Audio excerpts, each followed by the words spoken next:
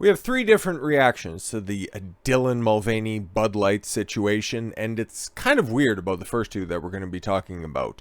It's exceptionally weird given, what we've been talking about recently, especially when it's Ron DeSantis taking a W against Trump. Like, that's just so, well, it's not like the president or anything like that. Like, come on, but it's also weird in the fact that it's Don Jr. who said something that's completely flumpy. I know it's weird because he'll even go and he'll get his hands dirtier in more seedier issues, go different places and talk to less savory individuals. But for him to have this take, it's very strange. It's very, very strange. So earlier this week, Don Jr. called for an end to the Bud Light boycott.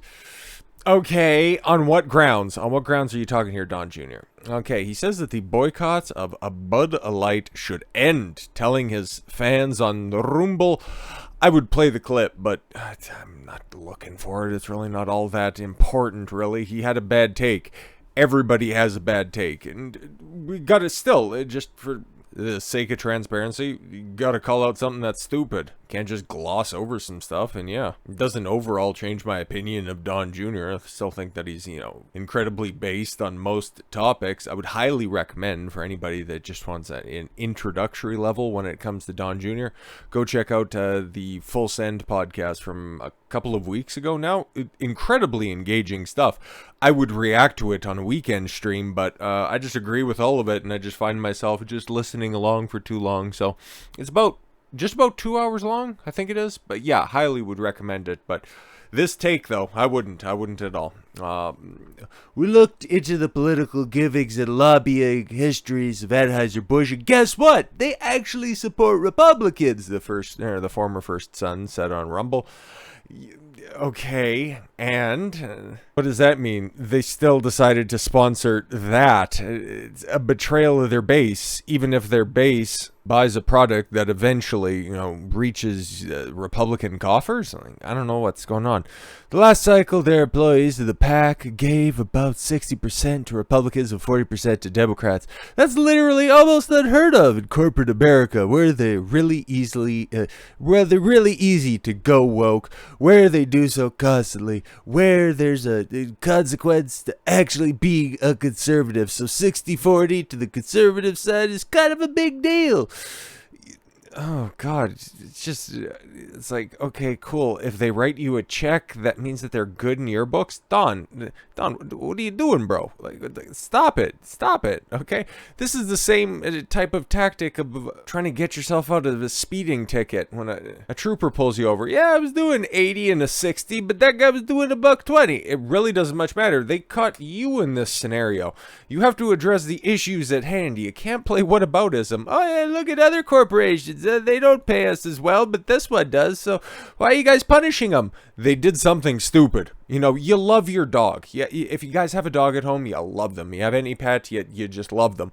But when they do something stupid, you have to punish them. You reinforce that bad behavior so that they don't continue to do it again. You also, big them up whenever they do something that you appreciate. The same thing goes with companies. People might love themselves a Budweiser or even a Bud Light. I don't know, haven't met those people. But even still, if they have brand loyalty when it comes to that, you gotta pay just a little bit of a, crooked look to them. It's like the exact same thing with Nike. Hell, they got Dylan Mulvaney sponsorship, right? And they gave that the training bra, and it's like, well, it's still like their gear now. If I have a choice between Under Armour and Nike, well, I'm gonna go with Under Armour, like, beyond a shadow of a doubt. But I also know that they do the whole pride gimmick, so I understand the get out of jail free card. Oh yeah, that guy's doing it. Well, these ones are fine sometimes. I would expect this kind of midwit take from somebody in the Republican Party, but just not from Junior. It's very odd. Nobody at the senior level of the company had been aware of the marketing campaign, Trump Jr. said. Yeah, okay. And then you take a look at their response to it by saying, yeah, we're for all people, I guess. And then their backhanded ad campaign afterwards, it's like, yeah, we're super patriotic. We're here for everybody. Still had a couple of the hallmarks of wokeism that was in there, but hey, man. They sort of addressed it, didn't address it, but then just tried to do the whole, oh yeah, we're good, right? No, we're not. We're definitely not. Yeah, Trump Jr. said, touting their support for recent high-profile GOP candidates like Senator J.D. Vance. Hey, good for them. Yeah, J.D. Vance is terrific. And House Speaker Kevin McCarthy. All right, Don, stop digging a hole. It's not good for you, bro. Ugh, God damn it. It's Jesus, fucking, why would you do that back to back like that? Anheuser-Busch should, it's totally shit the bed with Dylan Mulvaney thing. I'm not, though, for destroying an American and iconic company for something like this. I think sometimes we do have this tendency to shooting first and aiming second, not looking into the details. Sometimes it really doesn't much matter. Sometimes it really is just as simple as dog shit on carpet, smack across the nose, and then you move on from there. So yeah, there's no other way to put this. This is the most L take I've seen on maybe the entire situation. Everybody's been pretty uniform in either just their staunch trans support, where you're just never going to shake them off of that, and then on the other side just saying, oh, we don't support any of this woke crap.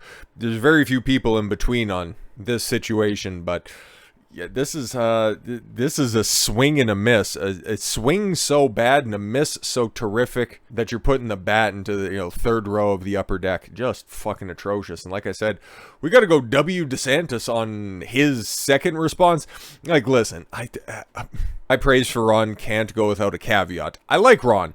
He's really good at crushing easy issues, but then when he's seen Don Jr. make that cataclysmic misstep, coupled with him releasing a video alongside Benny Johnson that we looked at yesterday, it's like, oh, okay, cool, just another layup for Ron. And yeah, completely, it's nothing but nylon, okay? DeSantis tears into ridiculous Bud Light for pushing transgenderism, warns Disney it will be kept in its pen, and calls wokeism a mind virus in speech, torching firms pushing ESG and left-wing agendas on Americans. Yeah, I don't really care about the rest of that stuff because I got a Disney gimmick coming out real shortly. I got a video that's been, it's in the works. I think the 20th or the 22nd. Something will be coming out very, very shortly, specifically on Ron DeSantis taking massive L after massive L from Disney because they're just dancing on his corpse. But he's not wrong. He's not wrong when it comes to Bud Light. And that's what I want to focus on. DeSantis railed against the woke mind virus. Oh, it's just...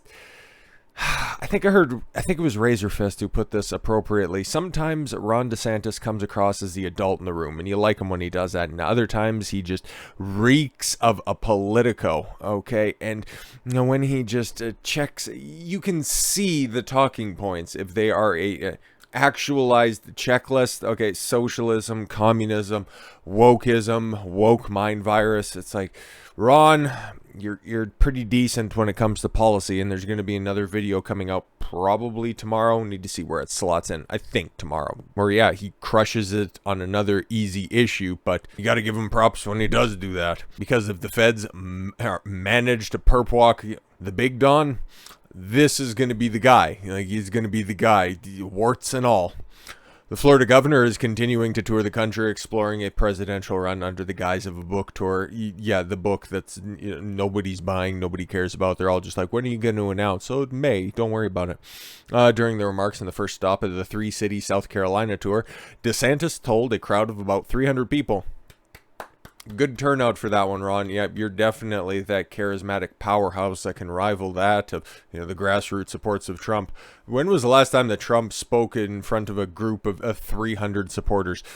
Probably have to go back to like the 70s. Okay, I just skipped over the Disney stuff. It's not terribly relevant. Oh, Disney's bad because they're coming after your kids. Yeah, we know. Okay, and like I said, more on that in the future. Sometimes it's a one-off, like this ridiculous thing with Bud Light by trying to push off the transgenderism. But what they're doing in these corporations, mostly very wealthy people. That's what people tell me, right, guys? Powerful corporations. They're trying to leverage their economic power to change our country and change society and change policy. Terrible grammar, but I'll forgive you. You're on stage. You're feeling it. You're just running back the exact same talking points you were discussing with Piers Morgan back at the governor's mansion. We went over that interview very... Oh, yeah, sorry. Oh, but anyways, Jesus Christ, he's not a very engaging individual. But you can also see him adopting the points of Don Jr. That's right there. You take a look at it's a one-off scenario, mostly wealthy people, powerful corporations trying to leverage their power. I'm not too sure if it's one of those backhanded slights that he's kind of well known for. Remember when it was announced that Trump was going to be indicted and he said, "Oh, I don't know anything about paying hush money to porn stars." You can see it when Don Jr. actually, took a look at the open secrets data and shows that Anheuser-Busch pays more to Republicans. DeSantis digs in and says, "Oh, they're just powerful people, corporations." And it's like, yeah, you take the W on this one, but just by the skin of your teeth. This is a missed extra point victory for you, Ron. But yeah, he just continues to push that boogeyman ESG. Listen, I understand what it is, but we've also been on this Bud Light topic for long enough to know that you take a look at the marketing VP who ultimately had the say on this situation, and yeah, they're just going where the easy money is. They just see that women are the biggest consumer base in all of the U.S. market. They just want to try to get their in right there. It just blew up in everybody's face. So don't try to think that it's some sort of a WEF power play. Oh my God, my deep state actors. And it's like, yeah, they're nefarious, but you don't need to go that tinfoil hatty, that galaxy brained when it comes to this stuff. Take the W and go talk to another 50 people tomorrow somewhere in South Carolina who are like, yeah, we like you. We like the Florida thing. It's really nice down there. And I said, there were at the start, and there were 3 responses. Don Jr.'s atrocious. Ron's palatable. Alex Stein, fucking legendary. This guy is the best troll going right now, okay? And what is he doing out there?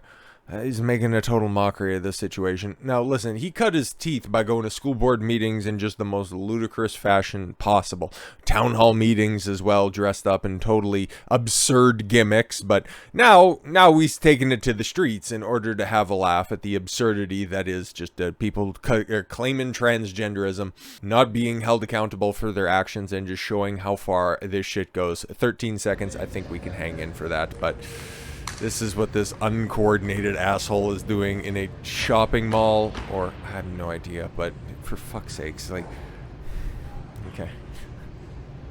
The fact that he went with makeup and the tutu and the thigh-high stockings, it's like, okay, the only thing that could have been more absurd, but he was also dancing at the same time. Sorry, you got the visual on the screen, but look at me, it's my content now. But that's what you do with these situations. Okay, because companies aren't going to stop.